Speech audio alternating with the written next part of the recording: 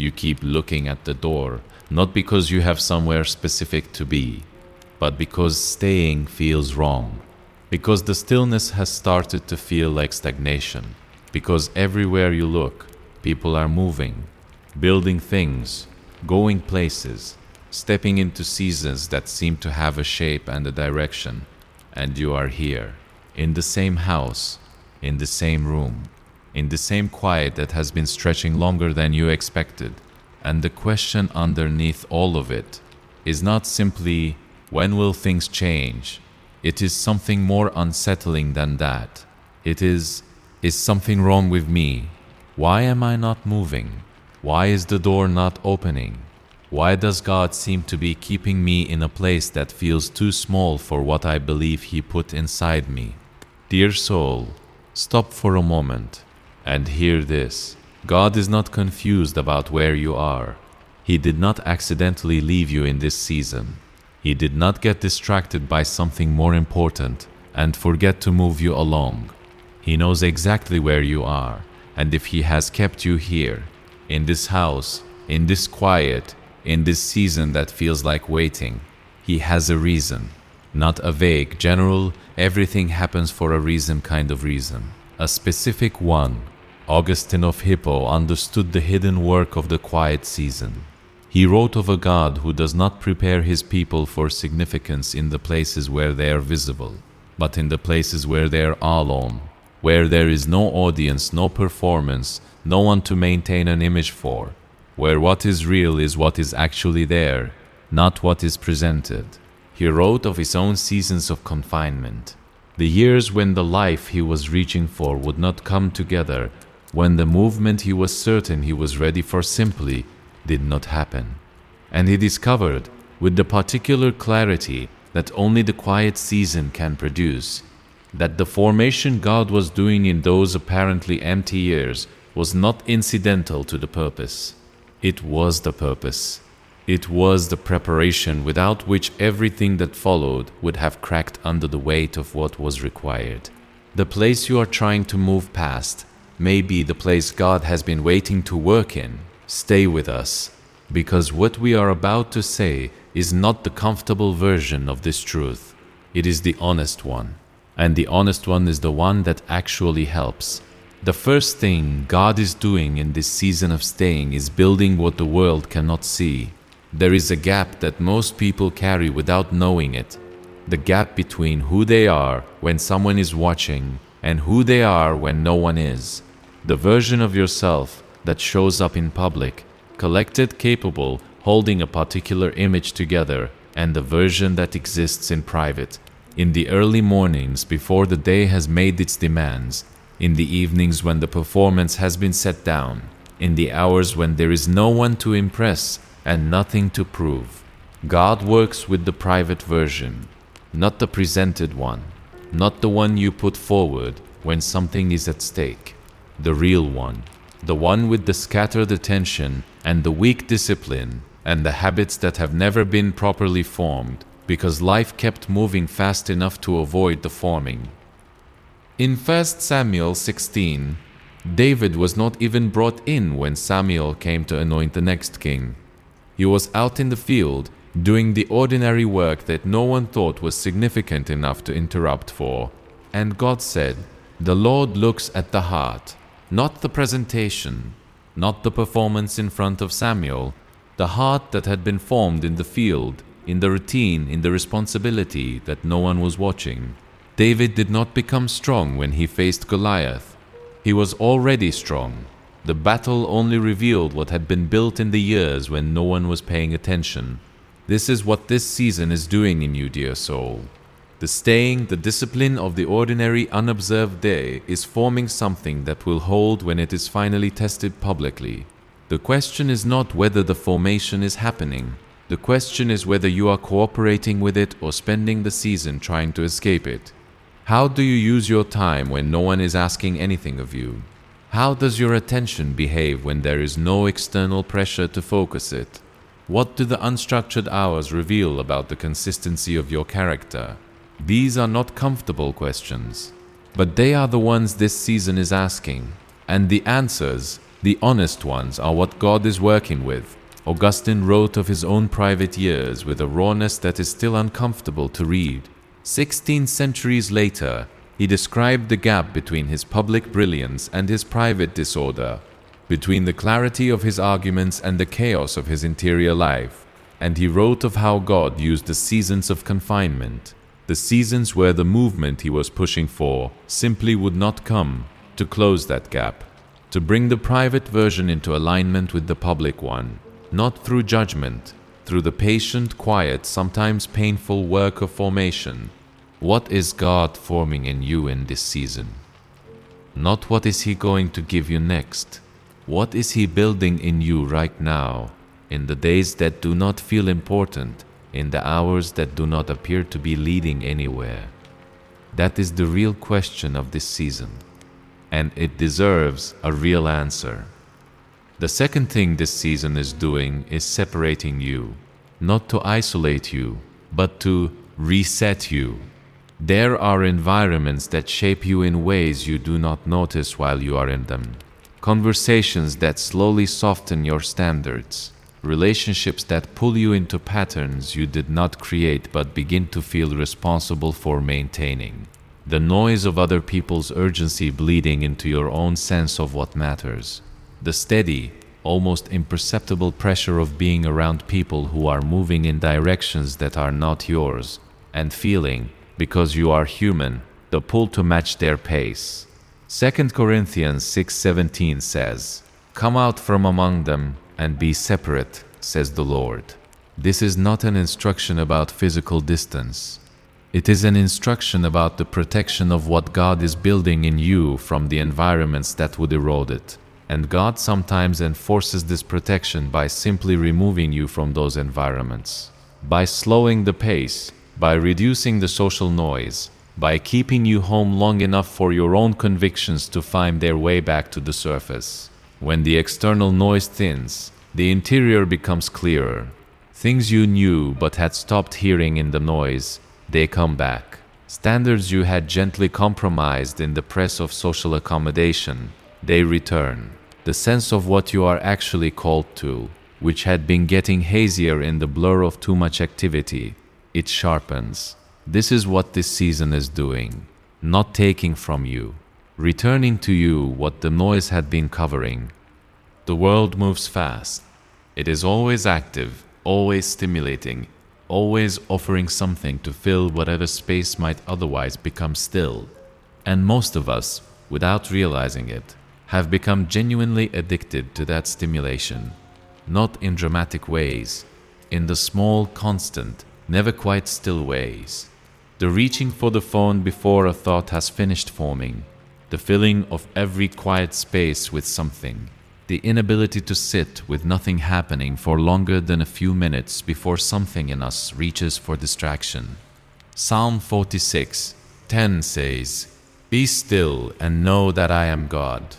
This is not an invitation to a pleasant moment of quiet reflection. It is a command that reveals something uncomfortable. If you cannot be still, you do not know God the way you believe you do. Not because He is distant, but because you are unsettled. And an unsettled interior cannot hear what only comes in stillness. God is not competing with your noise.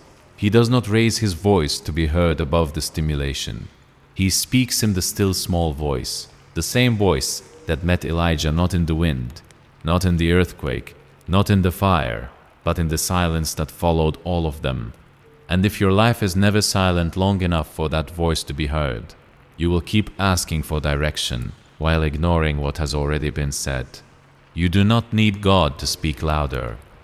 You need your life to be quieter. This season of staying home is that quieter. It is the enforced stillness that you are not choosing for yourself. And what can happen in it if you stop fighting it? If you stop filling every quiet moment with the next distraction, is the kind of interior clarity that busy seasons simply do not produce. There is a third thing this season is working in you, and it is perhaps the most practically important. God is training your faithfulness in the small things. Luke 16:10 says, "Whoever is faithful in little is faithful also in much." This is not a promise about the future. It is a description of how faithfulness actually works. The person who handles the ordinary day well, who is consistent when nothing is forcing them to be, who follows through when no one is watching, who brings integrity to the tasks that do not feel significant, that person is being formed for something that requires exactly that quality.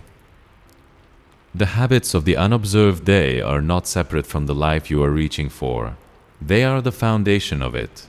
And if the foundation is weak, if the private hours are scattered, the discipline is inconsistent, the attention is fractured, then what is built on top of it will not hold under the weight of what you are asking for.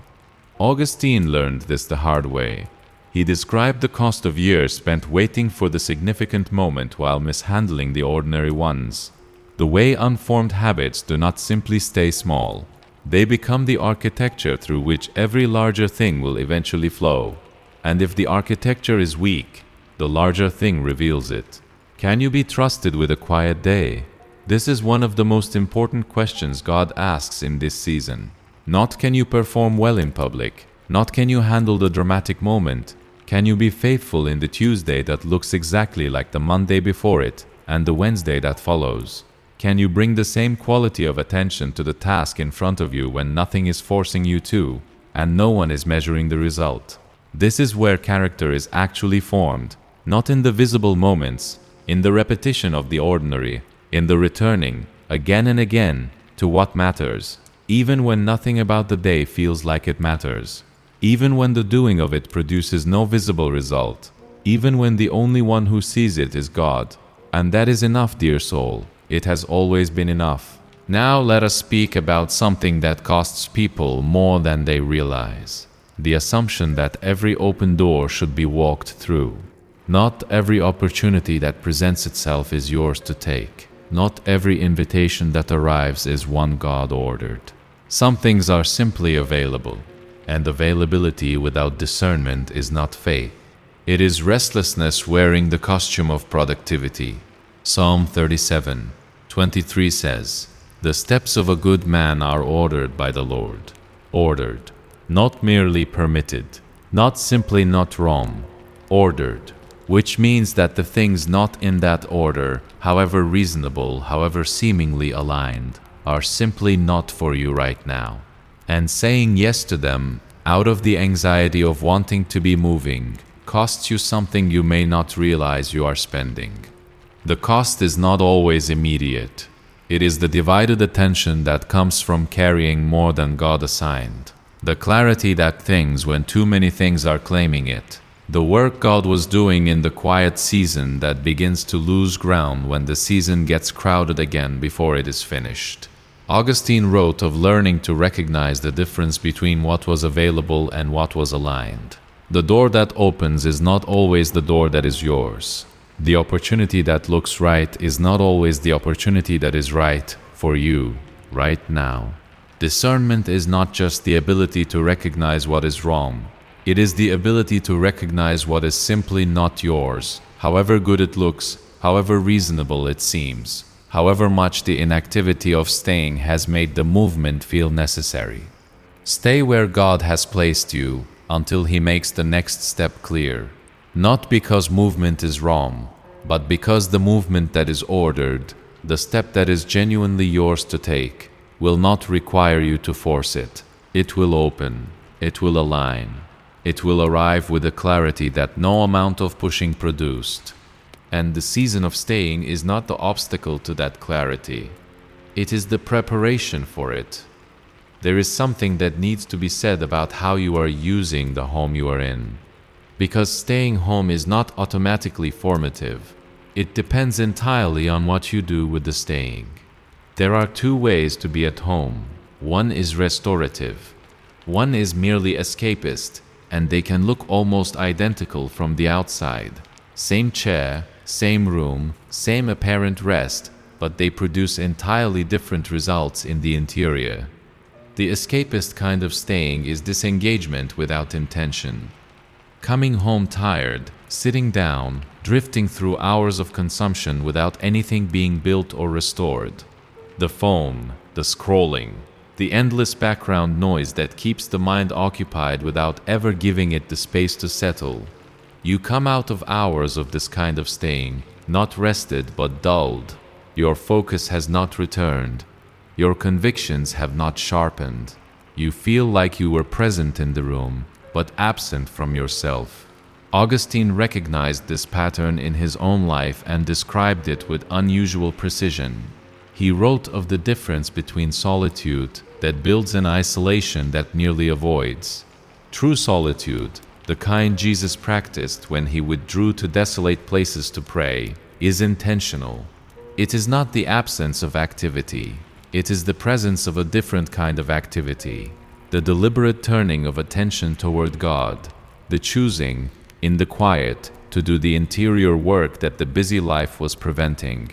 Luke 5:16 says, "He would withdraw to desolate places and pray." Jesus stepped away on purpose, not to rest from responsibility in the passive sense, to remain aligned with the Father, to ensure that what he was pouring out in public was being replenished in private, to protect the source from which everything else flowed. This is what your home can be, dear soul. Not the place you go to escape what matters. The place you go to be replenished for it. The place where the interior work happens that makes the exterior work sustainable. The place where what you bring to every other context is built, maintained and protected. The question is not whether you are home. The question is what you are doing with the being home. Are you using the quiet to drift, or are you using it to go deeper? Are you filling every still moment with whatever is available, or are you allowing some of those moments to remain still long enough for God to do what He does in stillness? The home that is used well, with intention, with consistency, with the daily returning to what matters, becomes a place of genuine strength.